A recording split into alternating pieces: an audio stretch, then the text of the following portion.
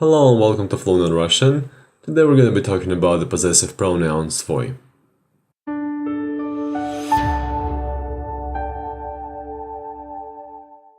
So how do you translate свой? Well, depending on its form and meaning, it can be translated in several different ways. My, your, our, its, their, his, and her. First, I will pronounce all the different forms of this word. Свой, своя, свое, свои. Своего, своей, своего, своих. Свой, своего. Свою, свое, свои, своих.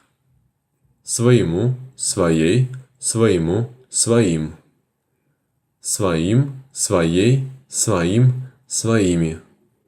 Своем, своей, своем, своих. So, when do we use it? Well, when the subject of a sentence and the possessor are the same person, we tend to use the pronoun свой rather than all the other possessive pronouns. Let's look at this example first.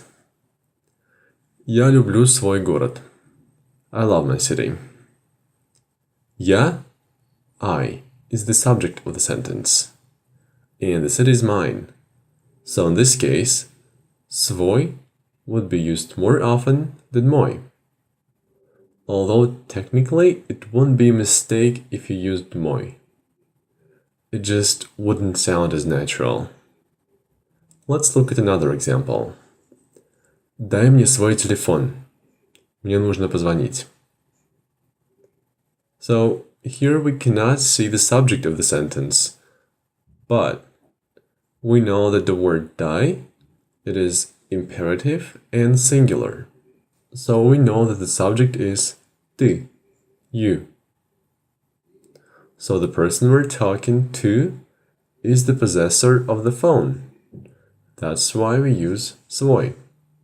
Again, technically using твой would not be a mistake, but we tend to use свой anyway. So this is how it works for the first person, я, мы, and the second person, ты, вы. However, in the third person, we must use свой if the subject and the possessor are the same person. Let's look at these sentences. So the situation. У Джона есть сестра. John has a sister. Джон позвонил своей сестре и пригласил ее в ресторан. John called his sister and invited her to a restaurant. That's okay. Let's look at this sentence. У друга Джона есть сестра. A friend of Jones has a sister. Джон позвонил его сестре и пригласил ее в ресторан. John called his sister and invited her to a restaurant. But it means that he called his friend's sister, not his own sister. To say that he called his own sister, you need to use the pronoun свой. So let's look at some other examples. У Алексея есть родители. Алексей позвонил своим родителям.